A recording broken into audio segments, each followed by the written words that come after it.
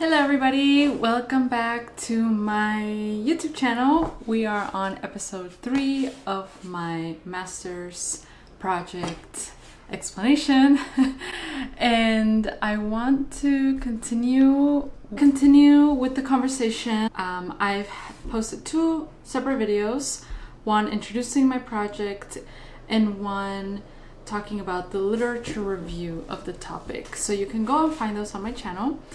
On this third video, I am afraid it might be a little long, but I'm going to talk about the design and methodology of how I implemented my project. And then I want to talk a little bit about my findings, and then I'll make a separate video kind of going deeper into my findings, into kind of what I learned from my project. So just to kind of set the tone again, my project, if you haven't watched my other videos, I recommend it because I go into deeper explanation. But my project was researching and looking at the capacity for a nonprofit organization to do monitoring and evaluation.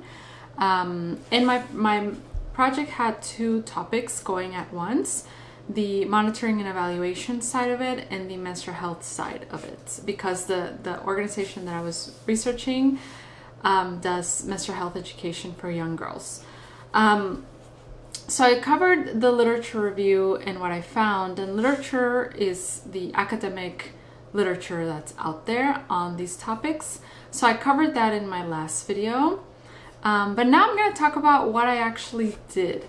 So I'm going to put on the screen kind of a chart that I'm going to talk about. So after I learned about this topic deeper through the literature review, it was time for me to then take all this information and then do the actual research, go on the ground, be in the field, as people call it, on site, whatever, and actually do the research. So what I decided to do, because I was creating this project by myself, my program gave me a lot of autonomy, I decided to go to actual Colombia, to the actual country. This was not needed and it was not requested by the school. A lot of my classmates and colleagues did their projects at home in their community, and others did more of like a theoretical based project where they kind of talked about what they would do in the real world. So everyone could do kind of what they wanted. I wanted to go actually on the ground, and I had experience already working on the ground from a lot of other roles. So this was kind of natural for me. And I can talk about those experiences later. But so what I decided to do is I went to Colombia. So the first thing that I did was a desk review. So I asked the founder of the organization to give me all the documents that she had, all the tools, the operating procedure documents, every document that she had that touched on monitoring and evaluation. And that is what we call a desk review. So I reviewed it from my desk, all the information that was kind of just more paper than like actual on the ground work. So I did that in the US, and then that was before the field visits. And then in the country, when I was ready, when we had chosen a date and time, I went and did 3 activities that took about a week. So one of them was a male capacity assessment. So online, there's a lot of tools that I found. One of them was a document that helped us discuss and identify the areas of growth for the organization regarding monitoring, evaluation, and learning regarding male. The second activity that I did was a theory of change, narrative, and visual activities. So this, I used a document already made by USAID, that was helping us identify key elements in the theory of change and create a better theory of change. And I created the narrative, so like the actual words, writing, and then I created a visual. And I'll show all of this. And then the third activity that I did, I observed an actual workshop from the organization. I wanted to look at what male activities the founder was already doing and what activities could be done. And also the observation kind of helped me understand how a lot of the theory doesn't work on the ground, because there is so much to kind of think about when you're working with humans, and theory always falls short because humans are infinitely complex, and theory and words cannot finish talking about that. And I can talk about that much longer in later in this video. After those 3 activities, I came back to the US, and then I did next action steps, which is I refined my notes, I summarized my observations, I identified key points. So those were the activities that I did that took, I say a week because I was on the ground for a week, but this took a year long. So now I will kind of show a little bit of the assessment tool that I use. And I adapted this tool to make sure it fitted my needs and the organization. And so you can see here on the screen, the blank page is on the, what is that, right? Yeah, right. And then the written page that I printed out and we used is on the left. And so from this, we were able to kind of understand what monitoring and evaluation activities the founder was doing and what was not happening, what she was not doing. And I think at the time it was overwhelming for the founder because it was the first kind of sit down conversation that we had where I was asking, do you do X, Y, and Z? And then she was saying yes or no. And then realizing that maybe she wasn't doing a lot of these became overwhelming. And then I used a USA Theory of Change Development workbook tool. And actually I will always rave about USAID. They are amazing. I didn't have the chance to work with them. They're a dream of mine to work with them, but this tool was developed with USAID Vietnam, so shout out to them. And it was developed for people anywhere around the world to use, and that's what I did. And I also adapted it a little bit to fit my needs. It didn't really need a lot of adapting. It's not perfect, but it was very helpful. And this workbook really gave us a lot of questions.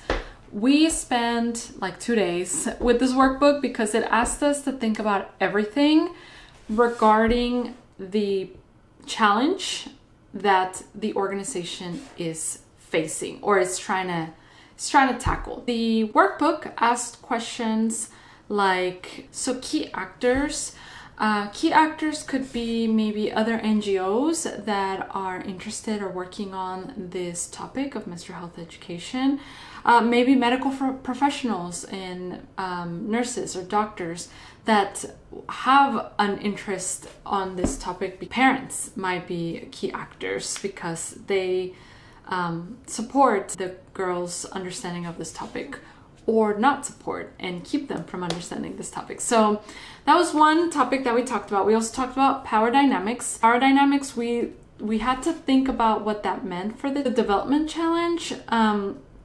And this meant that most of the girls, if not all the girls that the organization is working with, are under 18 years old. So there is a power dynamic. Girls depend on their families to let them participate in this organization or not.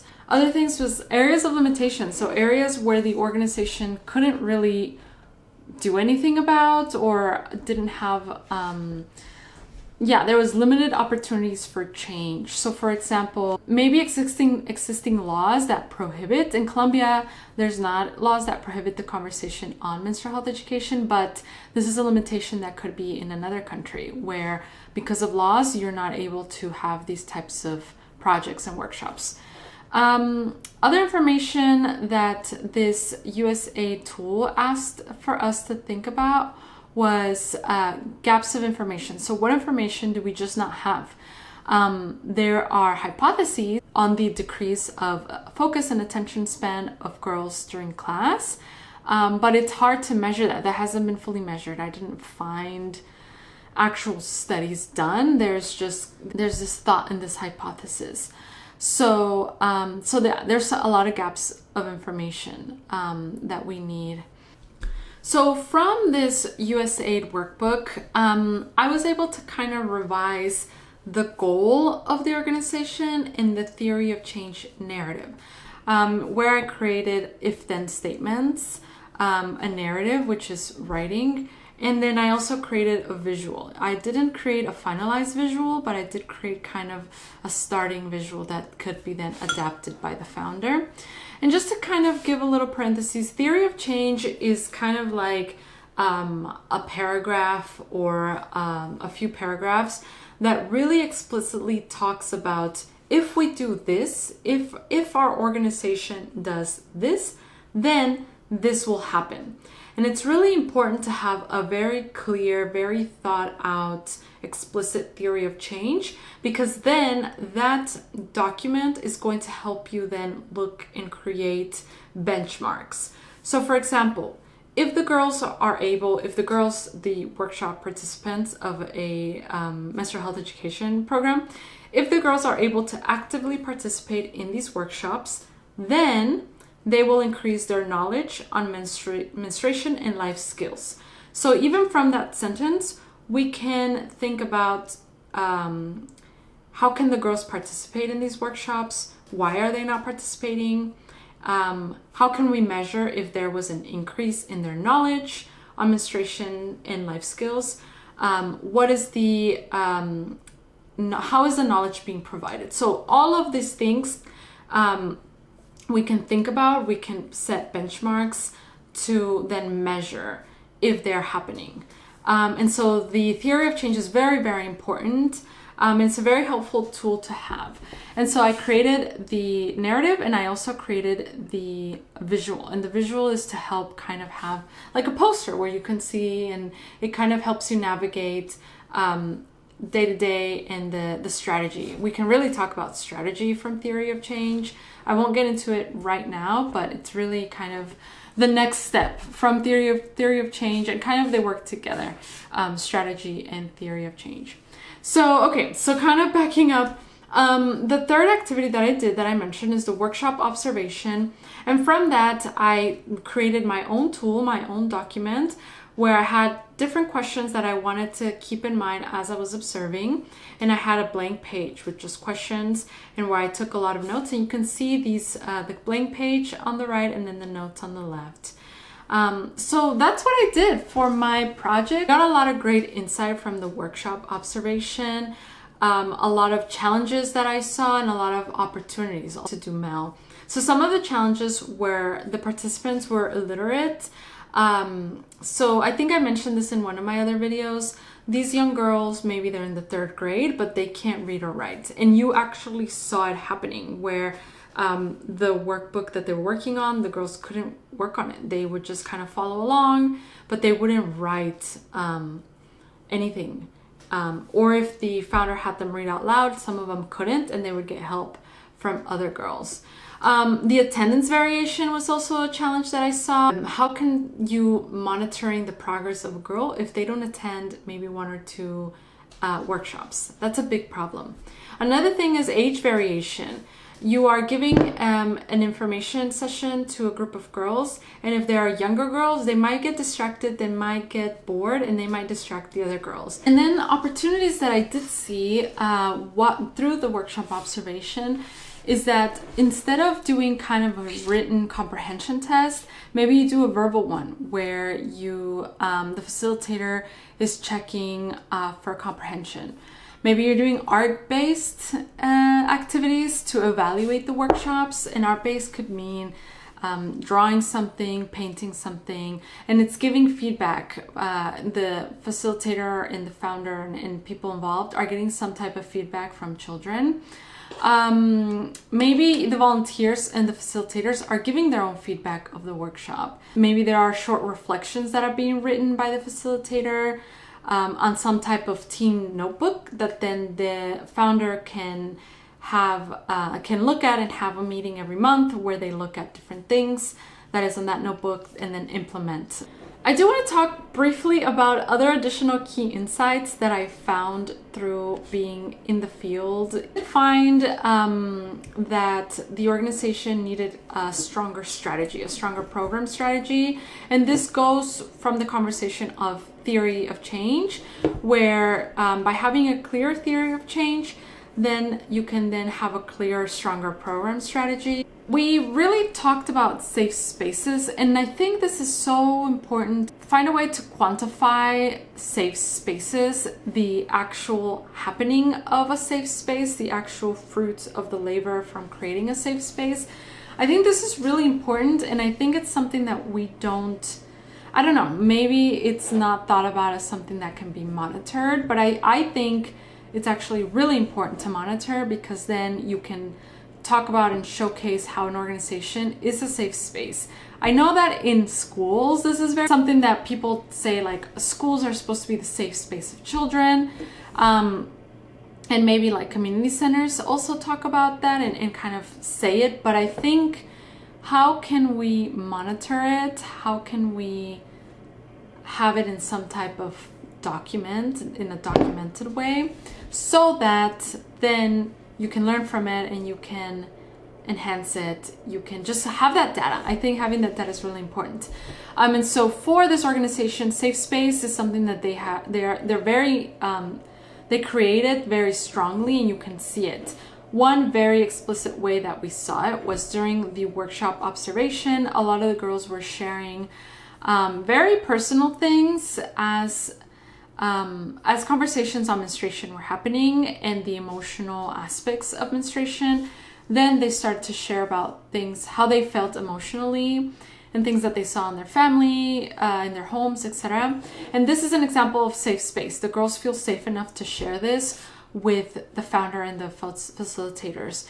And so I don't think it's about documenting what is being talked about, but that it is happening. I think that's the most important thing, that girls are sharing and they feel safe. I think it's important to document that it's actually happening. Another key insight is how important stakeholders are. So I talked about this already kind of. Family members can support or deter the girls from participating in these very important life-changing workshops. And so I think stakeholders are a really big part of the organization in a very implicit way.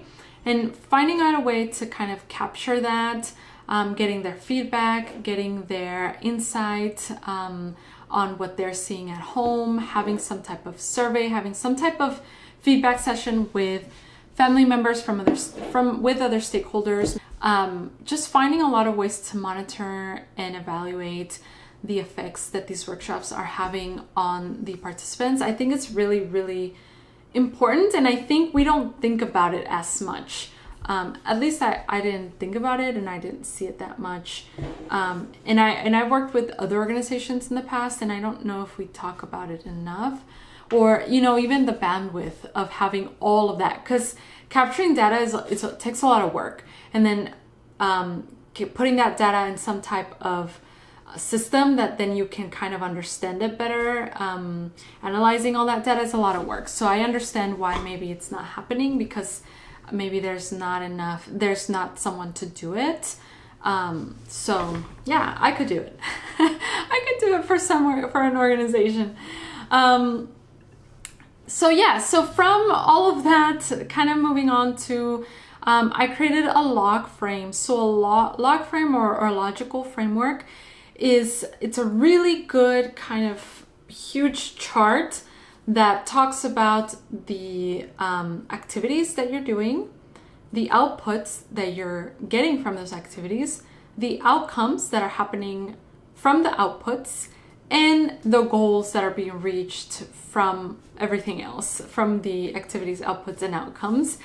And so then you can see the project summary, you can see the indicators, you can see how you're verifying that those indicators are happening, and then any assumptions. But I think it's really important to just talk about how these tools really give a lot of clarity and create a really good path for the strategy. So again, we're talking about strategy, we're talking about monitoring and evaluation, we're talking about theory of change. It all kind of comes together in this great orchestra of project management and implementation.